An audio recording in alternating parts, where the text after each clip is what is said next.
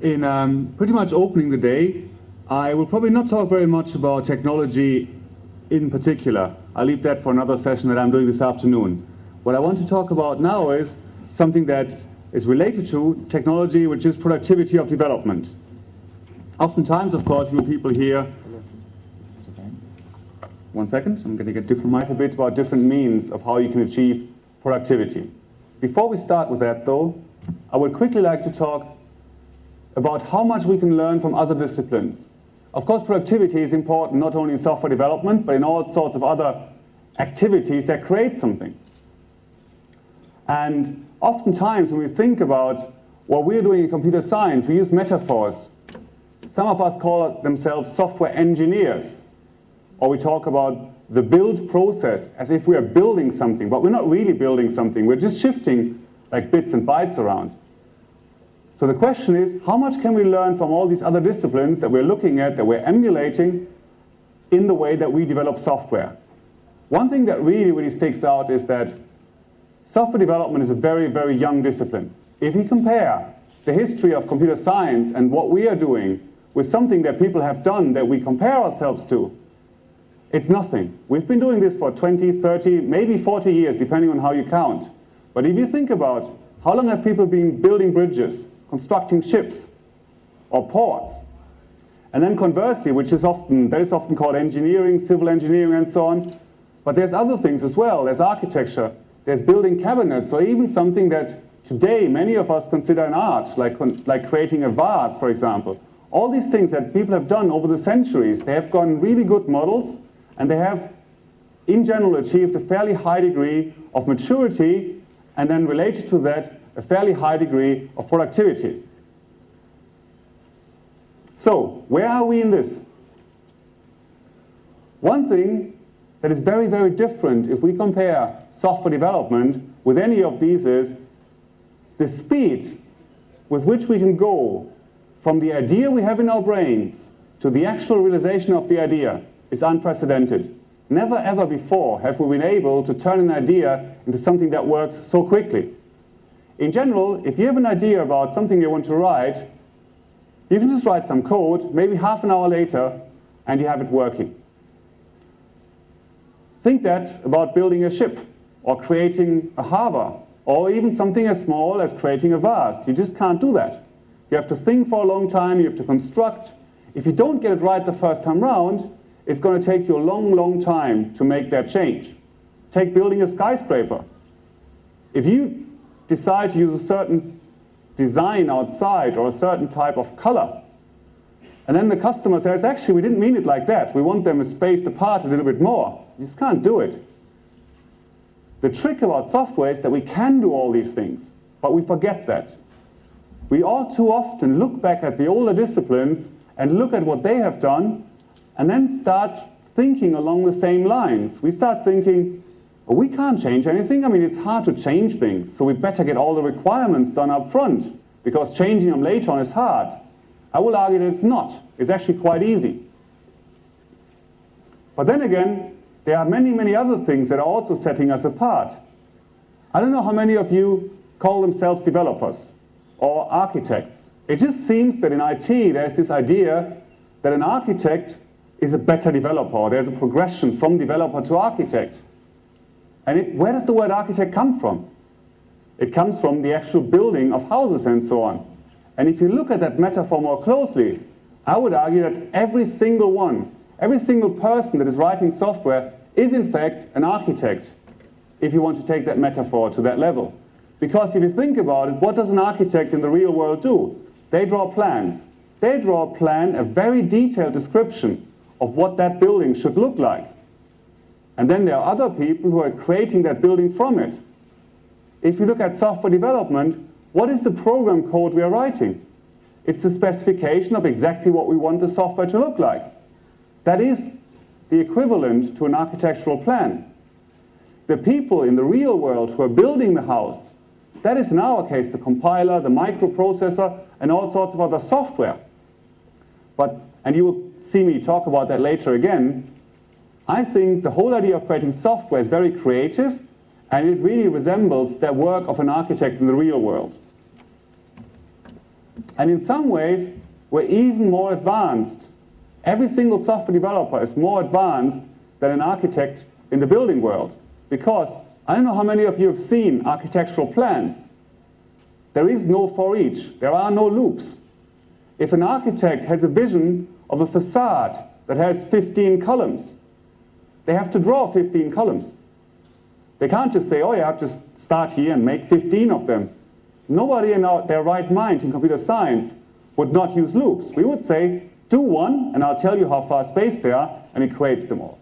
So what I would say is that the software that we write is even more powerful than what an architect's plan in the real world is. So again, our productivity is even higher than that, because we can just say, do one and repeat. And similarly, if we want to shift it, we just start, or we change the beginning. The architect, if the plan is in AutoCAD or another software, they have to probably select them all, but they have to deal with the entire set of all the columns they want to change. That makes it sound very good, all of it. It makes it sound like we're operating on a very high level, we can change our ideas, we can dramatically improve the time it takes from having an idea into a concept. It seems we're quite ahead, despite that we're very young as an industry. To balance that, I would say not really in all cases. I would say in many cases we don't really know yet what we're doing. I think it was about a year or two ago, I met an old friend of mine that I went to school with, and he became a civil engineer. I'm from Germany originally, and he builds motorways of all the things. And what he told me was on their projects, when they build a stretch of motorway, they have 1% contingency. 1%. I mean, how many of you who are developing software, including myself, would be willing to work with 10% contingency with a straight face? I know we always say, yeah, plus minus 10%, but if you had to bet your own money on it, would you bet 10%? But those guys, they're making a business of it, and they have 1% contingency, because they know exactly what they're doing. They've done this for like decades. It's an industry that sees innovation, obviously. They use new tarmac, which is more silent. They use all sorts of other improvements, but it's very gradual improvement, not much change, and that means they really deeply understand every detail of what they're doing. For us, things can change all the time. We're probably quite comfortable with, I don't know, some development platform like C++, and then something like Java and .NET come along, and the game changes dramatically. And we don't really know exactly what it is. We are in a constant mode of exploring new ideas, and we can do so because we can do it faster.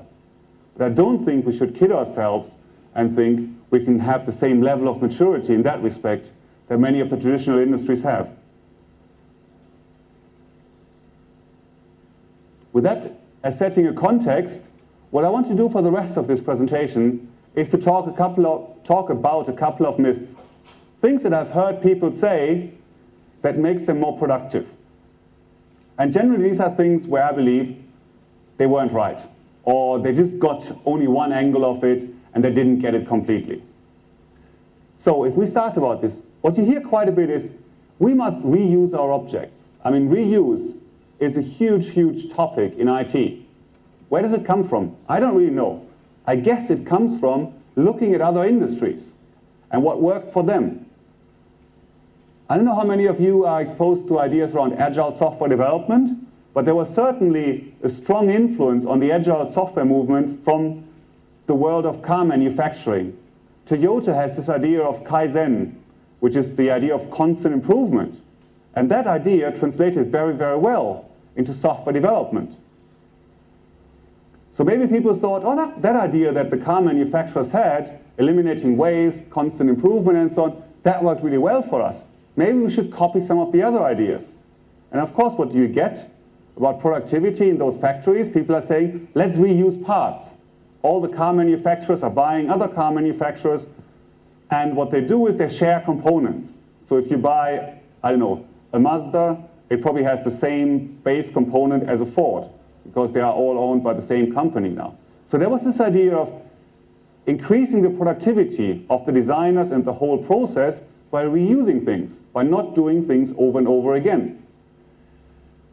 And of course there's something good about that. Of course you shouldn't repeat the same thing over and over again, but like so many other things, I think we took it a bit too far.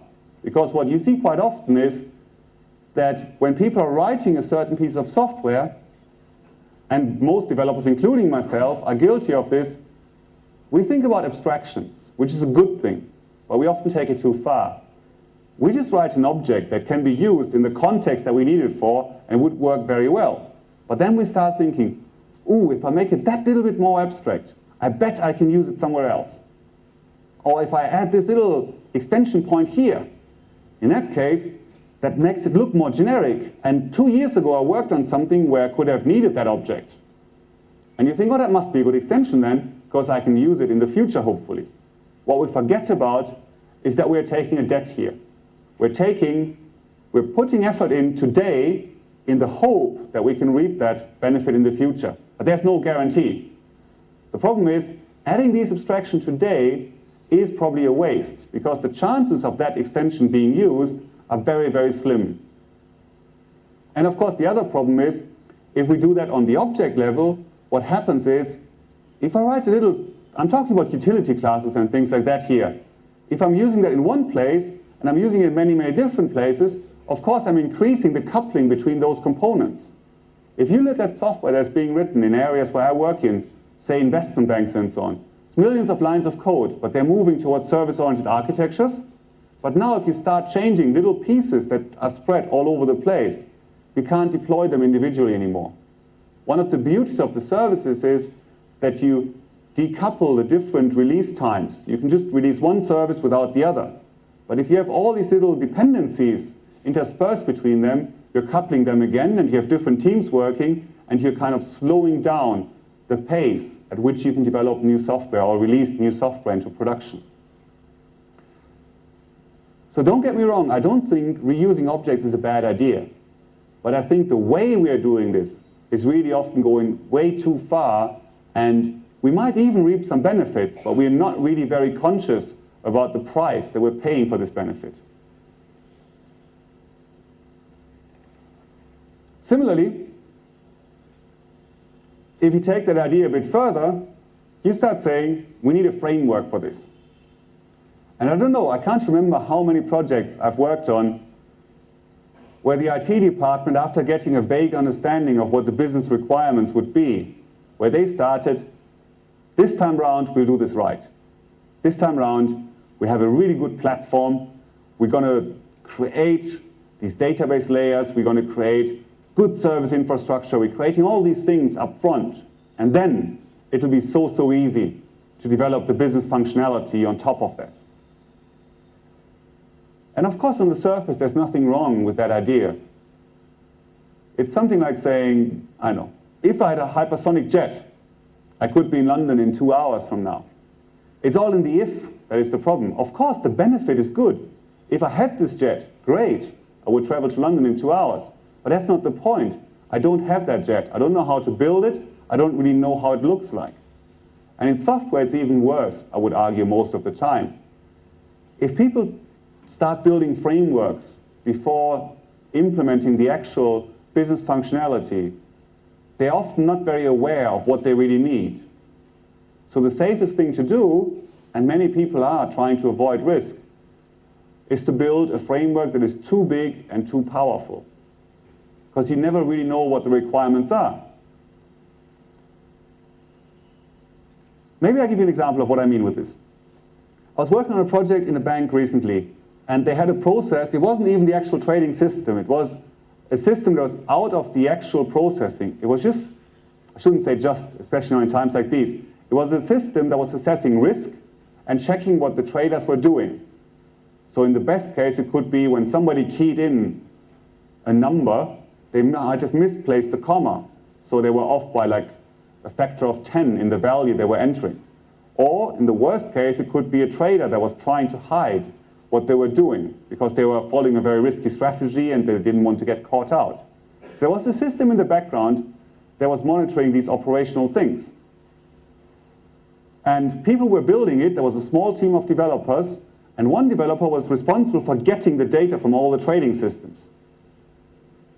Another developer was implementing the actual checking, was actually going through, there were some heuristics, There were some cross-checks whether the currency conversions were done correctly. So he was working on that part. The other developer was working on getting the data from the other systems. And naturally, those guys weren't working very closely together. What that resulted in was that the guy who was importing the data had his own database schema, the grand unified schema across all the system he was getting the data from, and the other guy was working in his silo, and he had a database schema where he had modeled the domain and was able to run all the checks. So what now needed to happen was the data needed to get in the overnight calculation from that one system into the other database. Of course, both people were quite smart and they had done a good job, which meant their database schemas were actually quite similar. I mean, ultimately, they were modeling exactly the same business domain. But then the task was given to somebody else to actually copy the data from that database table structure into the other database table structure. And what they wrote was a framework for copying data, a general data copying framework, which ended up being about 1,500 lines of code. What they did is, they actually wrote some code. They used Hibernate, which is an object relational mapping tool. You might be familiar with NHibernate in the .NET world. So they wrote some code that could actually read the database into strongly typed domain objects on both sides. But then, of course, they had an XML language that allowed them to define how to get the values from those objects into the other objects. Which is a bit crazy in the end, because in the database, they were identifying the columns by strings. In the XML file, they were identifying the names of the attributes by strings. But in the middle, they had all these nice, strongly typed objects. So they used reflection to put the stuff into the object, reflection to pull it out on the top again, copy it over, and use reflection again.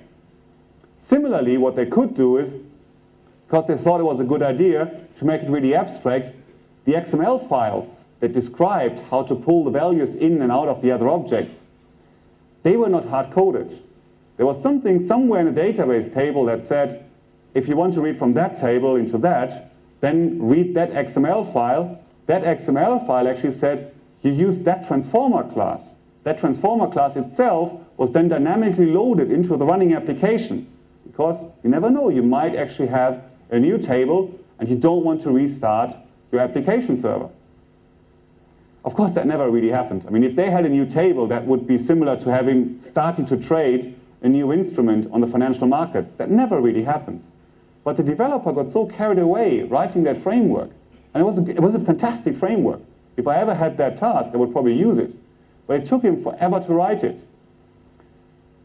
The big problem that actually killed it was buggy. They didn't test it very well. And then somebody said, we need to fix this. The application needs to go live. What we did was, we replaced it with about 2 select into statements.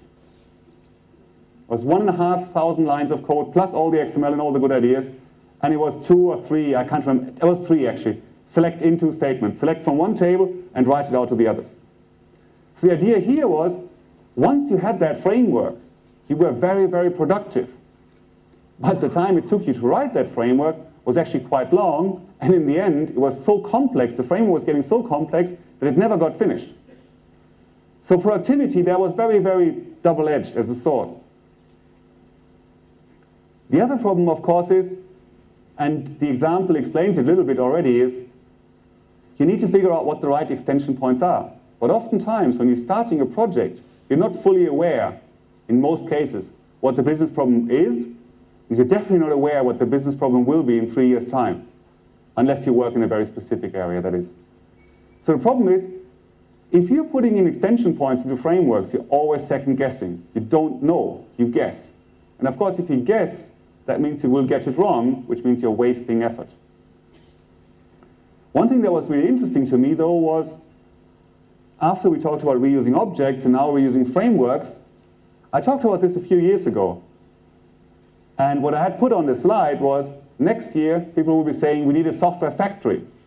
That didn't happen so much, which kind of surprised me. I thought, after going from objects to frameworks, people would be ready for factories and build ever more complex things to make their software development easier in the future. But I guess software factories proved to be so complex that for many people it was blatantly obvious that they shouldn't do that. But with frameworks, it still seems to be the case that people are still thinking it's a good idea to write these frameworks up front. And again, it's not to say that software factories in general are a bad idea. There are areas of application where it does make sense. But you generally know this. You know when you need those. Right. Another very developer-centric myth, and a pet peeve of mine for many years, we need transparent distribution. You hear that so often. Of course, people are always talking about, especially, I don't know, for the last 5, 6 years, you don't build any system that is a standalone application in general. You generally have, in an enterprise, a landscape of applications, and they all need to talk to each other. Or even an individual application is broken down into multiple services or multiple components. Could be for security as well, that you want certain parts in a demilitarized zone and other parts can be in the trusted zone. But that of course means if you have different processes all over the place that need to talk to each other, that they need to talk in some way. We all, I guess most of us, like object-oriented programming. So the obvious idea is, if that works so well for us, why don't we use objects to talk between two different processes? Or, as I put it on the slide, we need transparent distribution. Distribution we don't notice so that we don't waste time writing this marshalling code all the time. So whenever I need to send a message from one process to another, I don't have to write all these transformations. I could argue, tongue-in-cheek, we probably have written an XML framework already early on, we might as well use that. But let's assume we didn't. So what happens is, you start looking at this problem again in more depth. And I was working on one project where people had spent about 6 weeks, I would say, writing this framework on top of transparent distribution that was built into, they used Java at the time, but it would be the same in .NET, that was built into the platform. And then I asked the developer, so you're building this thing that is utterly flexible, that can make objects in one process appear as if they're in the same process, and you don't ever have to write this marshalling code. So how many different message types do you think you'll have? And he answered, we'll have at least 5. And I thought, okay, you spent 6 weeks already writing this framework. You think you have 5 message types.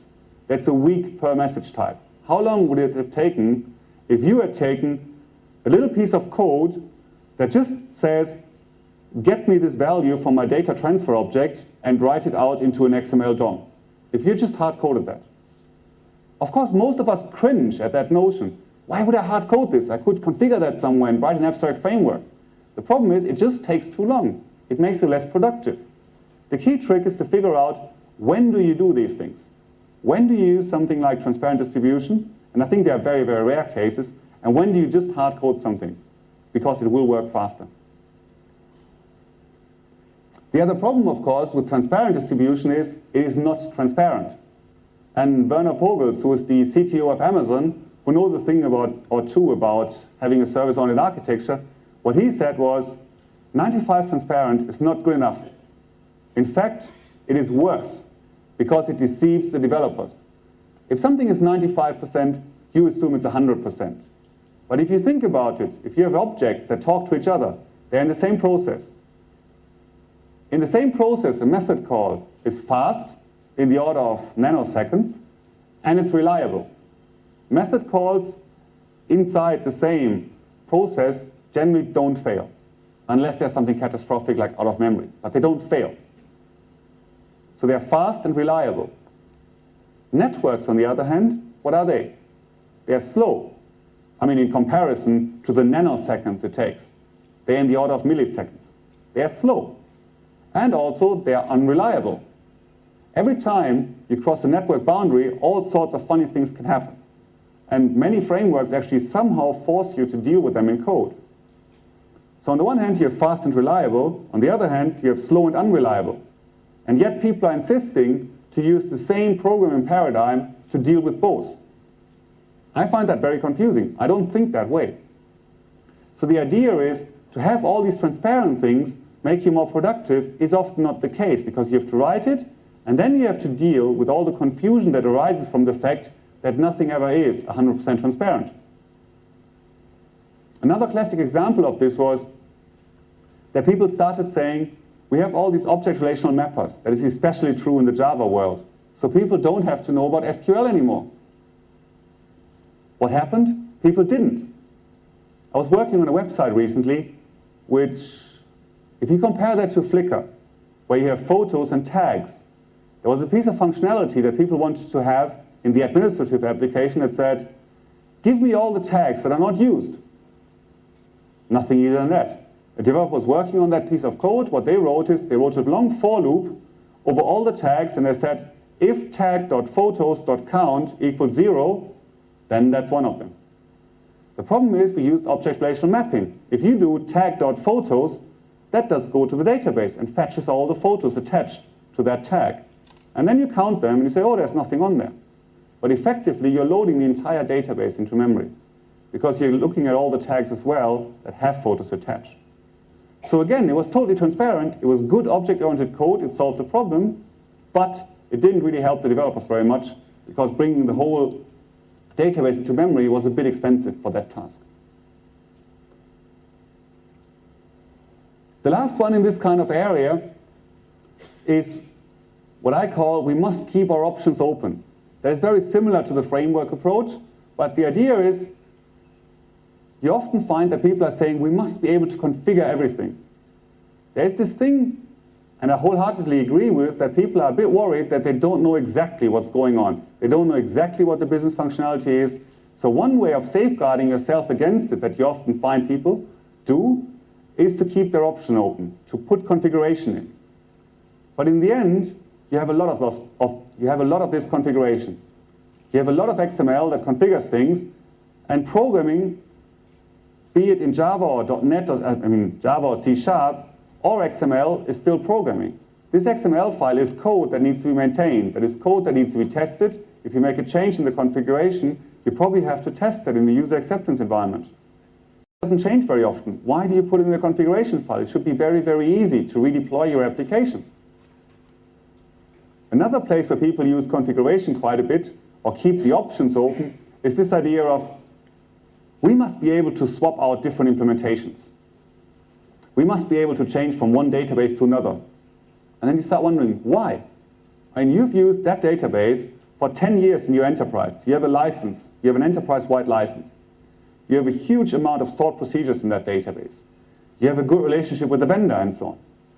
If you change from that database to a competitor, do you really think changing a string somewhere in a file that says, I want to use that database, that type of driver, not the server location, that type of driver is going to be your problem? That's not going to be your problem, but yet people add complexity, and you would see configuration files that contain configuration detail that will not change in 10 years' time. But people just felt we need to keep the option open. It might happen.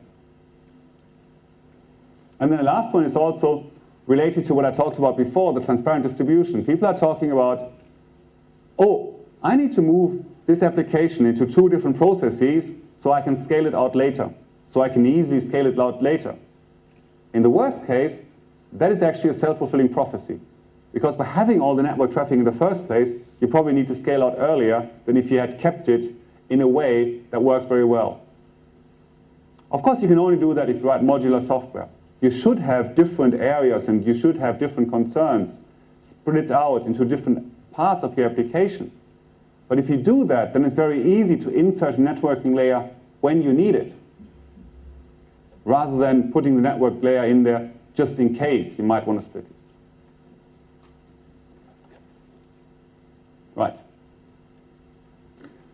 Very different. After we talked about a couple of these things about flexibility, configuration, frameworks, and so on, let's talk a little bit more about social aspects, about the way we actually work. And one thing I've heard quite a bit, I don't know whether it's different in India, but in Europe and especially US, you get this quite a lot. Every developer needs their own office. And I would always add, or people are saying, so they can work undisturbed. But what does it mean, undisturbed? To me, that means they communicate less. I don't think software development is a task that is done by individual people. I think software development is a team effort. It's like creating a movie. You have specialists. In movies, you have people who operate the cameras and people who do the microphones, and I think a million other things, but they all work together. And I think the same holds true for software development. There's obvious differences. There's people who do the business analysis, there's some managers, there's software developers, there's probably testers. But even inside the individual disciplines, you'll find that people have specializations. On one project, somebody's probably a good OO designer, whereas somebody else knows the smallest detail of the .NET platform. So even then, there's just very, very different skills that people have. And I think a successful team is a team that really combines those skills very well. If you put all those people into separate offices, yes, of course, they're not being disturbed by anybody. But at the same time, they can't communicate effectively with their colleagues. If you communicate via email, it takes you much, much longer than if you communicate by talking to somebody. And also, if it was really possible that everybody could sit in their office most of the time, then I would assume that all work would be outsourced. Because, of course, then there's no reason to keep it where people are sitting together with the business people, where people are sitting together. Of course, it means that everywhere in the world where software is being developed, I think people should be working together because they can have that communication. You can overhear something. You can overhear somebody say, oh, damn, I still don't know how, or same problem again with that database. And then somebody else hears it and says, you know what, I had that last week and I found the solution. But people probably wouldn't have written that email. Or similarly, if hard problems arise, you often find that people are coming together. They have these ad hoc meetings, or they like come over and sit next to each other on the computer and they're talking about the problem. They are easier to solve. Things are easier to solve in a team. Software development, I don't think, is an activity that can be divided out into small parcels that individuals can solve. Actually, they can probably, but I think they're much, much less productive because they will have to then resort to using email or maybe IM to communicate with each other rather than what works best, namely talking. And case in point, people are coming to conferences, and I think they're a great thing. I think it's much easier to communicate here than over a blog. Verbal communication works much better, and it only works when people are working together. Similarly, and I don't know about other disciplines, but I know in software engineering and software development, there's a very academic idea of all I need is a book. With the right book, I can learn everything.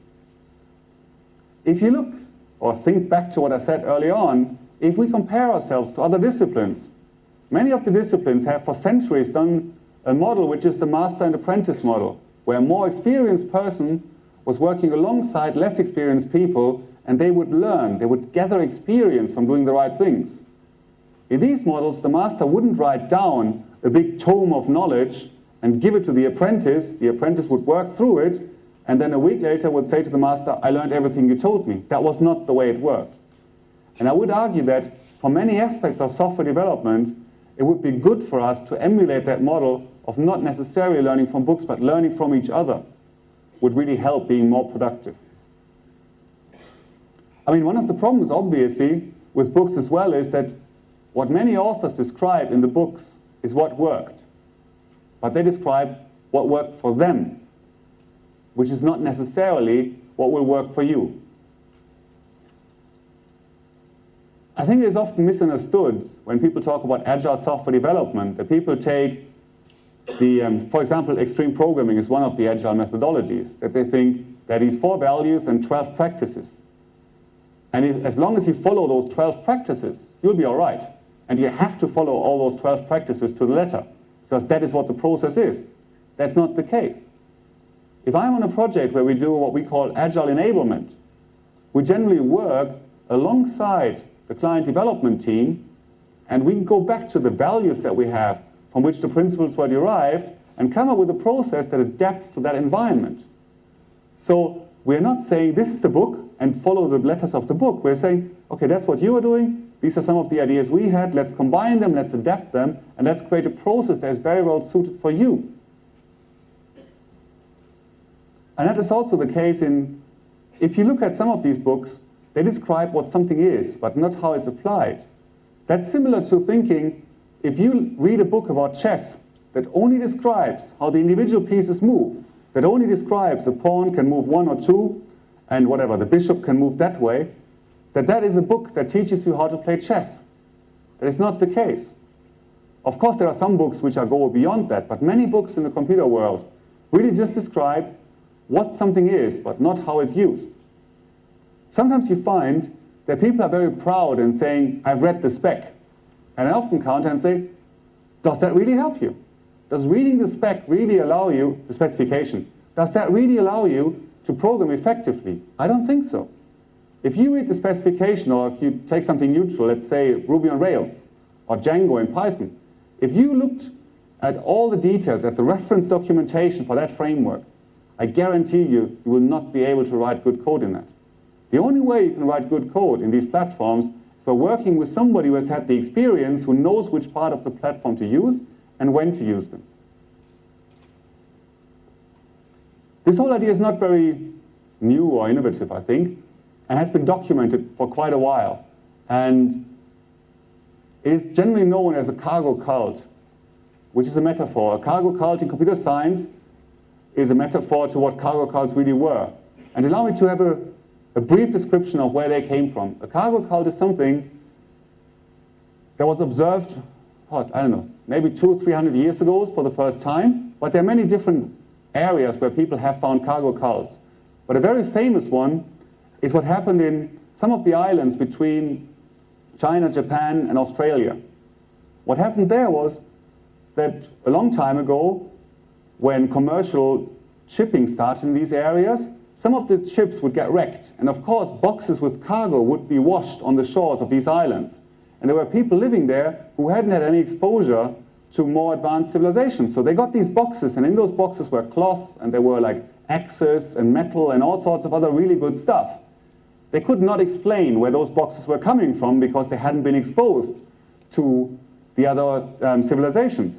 So of course they naturally assumed it must have been the gods. And they started to have rituals about this. Whatever the rituals were, slaughtering a lamb or all sorts of things they did in the hope to attract more of these cargo boxes to their shores. And that was a cargo cult. There was a cult around getting the cargo in there. It becomes more pointed though, and the analogy to computer science becomes more obvious. A documented example of this happened during the Second World War. And at that time, of course, a lot of, I guess it was mostly US-American troops were stationed in the Pacific to take part in that war. But they also ended up being on those islands. And some of those islands who had developed these cargo cults of doing certain rituals to attract more of these boxes. What happened, of course, is when the US-American troops landed there, they brought planes. And out of those planes came boxes and boxes and boxes full of really useful cargo, many, many more than, of course, had been washed to the shores beforehand. So the people, and you can't really wrong them for this, what they thought is, look, we had our ritual, which involved slaughtering a lamb every now and then, and that gave us a few boxes a month. Those other guys, they have these funny people with the headphones on, they have people who are waving, and then these silver things come out of the sky, and there's lots of cargo in there. Obviously, they are doing something much, much better for their gods to get the cargo down. Their rituals are much better. And there's documented cases where, after the US-American troops left, that some of those tribes actually started to imitate it. They were actually standing there, they were building mock runways or even mock control towers, have people sit in there, went through all the motions of what they had observed somebody else do in the hope to achieve the same effect. But of course, if you build, actually you could argue if you build a control tower out of wood, that's okay. But if you sit there and have, I don't know, you try to imitate a radio station, an antenna, that doesn't work. But those guys didn't know this, obviously, because they could only observe what the others had done from the outside. And of course, much to their disappointment, none of the cargo arrived. And I feel that that explains quite well of how many of us feel when we try to imitate stuff that is written in books. If you look at XP, in the first books about XP, they described exactly what worked on that Chrysler project in the US with that team of people down there. But that doesn't necessarily mean by going through the same motions, by writing story cards. I think story cards are a great thing, but just by writing them will not make you a more productive development team. It will make you a development team that follows what another productive team has done, but without understanding at the core of why that worked. Imitating the ritual will not make things more productive. This is a quick one, but I did want to bring it up because I do think pair programming is a very good thing. But of course, on the counter side, you hear people saying, pair programming slows down development. And I don't know how many times I've seen this. How many clients have hired ThoughtWorks to help them with agile development and with implementing many of the practices that we have seen work very well in the industry. And then usually you hear sooner or later that sentence, we'll pick some of the practices. What that generally means is, we'll do whatever you say, but we will not pair program. And pair programming obviously is one of the practices. And people seem to think if you put two developers in front of one computer, you'll halve productivity. My colleague Martin Fowler said to this, if typing was the limiting factor, then of course they would be right. If writing software was typing in program code as fast as you could, then of course by having two people do the same thing at the same time, you'd be twice as fast, and by them working together, you'd be half as fast. Of course, and you see the theme coming through, I think software development is a very creative and very much like a craft, which means you need to do a lot of other things. You don't type in code. You actually express the ideas, the design that you have, and you turn that into a working model that is expressed in C# or Java or whatever. There's also other goals behind just having a random implementation. It's not good enough to have at least if you want to be successful, to have any old implementation. You want a really good implementation. And characteristics of a good implementation are it's consistent. What do I mean by that? Consistency, I mean, if you have a team of 50 software developers and everybody works on their own or in silos, then what can happen quite easily is that the same problem occurs and people solve it in a slightly different way. If you do pair programming and you rotate the people around in the project, somebody will say, oh no, a week ago I was working on that part and we solved it in this way. And then you make it more consistent. But this can only work if you have two people working together that can swap around over the entire code base, if you have collective code ownership. Same thing about reuse. Remember, like I had an opening slide saying that we sometimes overdo reuse. But on real projects, I think we sometimes overdo reuse in one areas, and then in others we neglect it. Sometimes we forget what is in other parts of the code base. And again, if you have pair programming and have people working on different areas, you can just go through and somebody can say, no, we don't need to solve this. We have solved it last week, and you can find it over there. And the other one, which is not a technical reason, is sustainability of development. How often does it happen that if somebody goes on holidays, there's a big panic? Somebody goes on holidays 3 weeks before release, and a bug occurs, or somebody needs a new feature, and that feature is in a specific part of the code. And they're like, oh no, Fred is on holidays, we can't possibly touch this. Nobody has any understanding of how that part of the code works. Really tricky. If you have pair programming, you have multiple people who know the same part, and if somebody decides to go on holiday, or in the worst case, somebody needs to leave, you don't really need to be afraid, because there is that knowledge about the code base captured in many different heads. And as I said before, software development is creative, and most people work better when they have another person to discuss their ideas with. I often compare this to doing crossword puzzles. Most of us can do crossword puzzles quite well, but oftentimes we can do them much faster if we can talk to somebody. It's like, oh yeah, that one, and you just bounce ideas back and forth. Or debugging. How many of you have worked on code where you needed to debug that code and working on your own, and you just can't figure it out? And then usually what happens is you go over to a colleague and say, look, I have this bug. I tried for half a day. I can't find it. Can you help me with it? Your colleague comes over, you sit next to him, and you spend 15 minutes explaining to him what you did and what doesn't work. And then in the middle of it, you stop and say, of course. And you realize yourself, the other person hasn't said a single word. But still, by forcing you to reflect on it and talk about it, you've come to understand the problem much better than going down all these rabbit holes and trying all these different ideas. So I would say that in the long run, obviously, pair programming makes you more productive, not less productive. Okay, we talked a bit about social aspects. The last bits I want to talk about is tools. Another very common myth about productivity is we have to have diagrams. We need to program in diagrams. And there was this whole idea, I don't know how popular it is in India, about model-driven architectures, where the architect would just write a diagram and that would be transformed into an executable specification, and so on and so on. The problem with that is pictures are good, but they are cumbersome to create. And again, another quote from Martin here, what he said was, I'll take an if statement over an action diagram any day.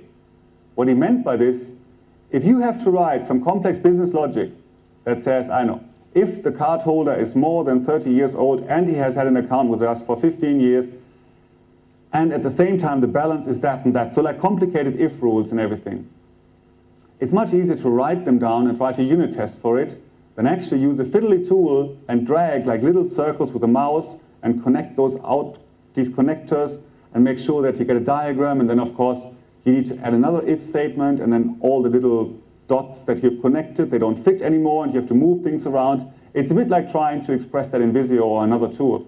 And I find it's much harder to do this. It doesn't make me more effective at all. This is not to say that a diagram is not a good thing. But what I've found in the past is that it's often much easier to take a textual representation and manipulate that, because as humans we are quite good in understanding text, and we are quite good at expressing our ideas in a linear form. And then from that linear textual form to automatically create a diagram. So you have both. You have the immediacy and the simplicity of manipulating text, and then you automatically have the diagram that gives you the overview. The problem with those tools, with programming diagrams, is that they can't, I would argue, can't possibly make you an order of magnitude faster. If you have a different level of abstraction, of course if you start programming in C and not in assembler anymore, or if you program in Java and not in C, that's a level of abstraction. That can make you an order of magnitude faster. But just by going from a textual form to a diagram, that's just a different representation. It needs to have the same level of abstraction. The same if statement needs to be in there and so on. That cannot make you an order of magnitude faster. It can probably provide you a better overview, but not make you much faster. And as I said before, I argue it makes you slower because it's harder to manipulate these images than simple text statements. Similar to that is, there's also the idea that graphical tools must by default be better than textual tools. One classic example came when I was working in a company where it was a Windows environment where they had pretty much all the database servers included. I don't know exactly how it's done with Active Directory, but in those Explorer views in Visual Studio. What happened was, a new guy joined the team, or whenever somebody new joined the team and we set up a new developer workstation for them to work on, they were assigned a developer database. And generally they were on a server that everybody knew. They had one of these funny corporate names with lots of like abbreviations and numbers in them, and then every developer would get a certain database. I don't know, def15 or def72 or something like that. The funny thing was, in that environment, you knew the name of the server and you knew the name of the database, and yet you had to go into the Explorer view and expand. And you got a long list of different servers. On that list you got the database servers. And you had to scroll through and you had to find that line that was the server you knew already. 2 text boxes to type in this information would have been much, much more appropriate. So the idea is that all these graphical tools are probably quite good to explore different areas, to explore something new. But most of the time you actually know where you want to go. You know what you want to do, and it's much, much easier to type it in. If I have an application that has 500 classes, how useful is the Explorer view in Visual Studio? If I have expanded it, 500 classes, it takes me a long time. Much nicer if you have one of these add-ons where I can just start typing a class name and it jumps to that class immediately. Or similarly, graphical deployment tools. If I want to deploy my application and have a graphical tool, if I have to do 10 or 15 clicks every time I deploy it, what's the point? It's just room for error. In that case, it's much, much easier to write a little script which automates that process. And that script, of course, is textual, not graphical. But it works much better for the purpose. So repetitive tasks, or things where you know where you're going, you don't need graphical tools. But it seems like a lot of the vendors that provide us developers with tools, they don't work on the large projects. They work on their products. Probably not even using their own products. They work on their products and they think about features we might need, features that look good, that look sexy, that we might want to use, but it's not necessarily what we need. And the last one is addressed at all of us. You often hear this, I know my IDE. And then you start digging and say, so what does this menu item do? Or how do you do that refactoring? And people are like, I don't know. Do you really mean that I should know the keyboard shortcut for this? And again, what I said before, to me programming is not typing in code. To me programming is an activity, a creative activity. I want to realize an idea. Let's say I want to create a map object. That is what I have in mind. My idea is not, oh, declare that type and do this. I say I need a map further down in my code. So I need to figure out how I can do that the fastest possible way. And different IDEs, of course, have different ways of doing it. But typing it all out is certainly the least productive way. So the idea is if you understand your IDE very well and you understand of what you're doing, you can become much, much more productive. Or navigating the code base, like I said before. If you only have the Explorer view in Visual Studio, it's going to take you forever to navigate between a test and a normal class. It's going to take you forever if you're in a data access object to go to a view class and so on, because you have to expand and collapse the nodes. The surface areas you need to hit on are actually quite small in the Visual Explorer view. So it doesn't work like this. Or if I want to refactor something, if I want to rename a class, I don't want my productivity to be slowed down by thinking, I need to change that string here, I need to do a regex search somewhere else, I need to change a couple of file names. I just want to think, rename the class. That's the level of abstraction I want to think on, and I want my tool to do that for me. And I want my tool to do that. Sometimes people don't use add-ons or other things to Visual Studio or other IDEs because they think there's an overhead in learning them. I think it's actually very well worth doing that most of the time. And here again, pair programming helps quite a bit. Because when you pair program, what you'll find is you work with somebody and they're typing at the moment, you're observing what they're doing, and they do something, you think, oh, that was really cool. And then you ask them, how did you do that? And I said, oh, it's just Control-Shift-R. And like, okay, that's a really nice shortcut, and you've learned it. Maybe you forget. Then 2 days later you see it again, and they say Control-Shift-R again, and then you learn it. So the idea really is that by working together, you can get a much, much better understanding and you get that knowledge disseminated much better about how to be really, really productive. I know I only have 1 minute left, but I started late. So I want to spend 2 minutes on this. You notice it was a top 10, but there's one more, which I think I've called the Metamove. And there's this myth around that says, using X, and X can be substituted for anything, will make us more productive. One day I had a long chat with one of my colleagues, Jon Thiersen, about this, and what he said, we were talking about Rails and XP and all sorts of things. What he said, XP is a process that can make good teams much, much more successful. And the same goes for Ruby on Rails. So the idea here is, and I don't know how many of you have followed this, what happened over the past few years, there were a lot of people out there saying, Ruby on Rails makes you 10 times more productive. Great, developer productivity times 10. But I think they really totally missed the point. There were 2 things at play here. One was that oftentimes you find that the best software development teams are often also the teams who look around to make them more effective, to find out what works best for them.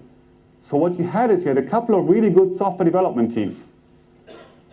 And they looked around and said, okay, we can do this in .NET, or we can do this in Java, or let's try this Rails thing. But because they were very good, they succeeded in Rails.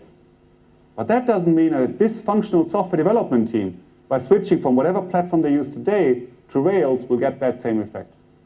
It was actually the other way around. A corollary to that is actually that often the very good teams that are at the forefront of some development, they are often the ones who write about it. So you get this effect compounded. A lot of people who are very good, they adopt a new technology, it works very well for them, they start writing about it, and everybody assumes, ooh, they succeeded because of the thing they wrote about yesterday. But they don't realize that that team succeeded maybe because they were good developers. Maybe because they have a good relationship with their business. Maybe they're just a group of people that works very well together. There's lots of other things in the context that people don't know about. So what I want to close with is the thought, and it's an obvious, huge and old thought, is that correlation is not the same as causality. So if you see a correlation between somebody using a tool X and being very productive. That does not necessarily mean that whatever that X is what made them more productive. It's probably even the other way around, that because they were very productive and clever and good to start with, that because of that they're using that tool, but not the other way around. So if you think back through this list, there's a lot of things in developer productivity that people tell you will make you more productive, but I would argue will oftentimes make you less productive. Like writing frameworks up front, spending too much time writing reuse into objects that will probably never be reused, thinking about all these good transparent solutions. But then there are other things on the social level that are also quite difficult, of saying, let's give people an undisturbed moment in their own office, or let's everybody read from books. That often doesn't work too well. And then you get the whole area of tools, where you get a lot of development productivity gains, allegedly, by working in diagrams and having graphical tools, when in fact it doesn't really solve the problem you're trying to solve. The problem you're trying to solve is writing software with a group of people in a creative fashion. Thank you.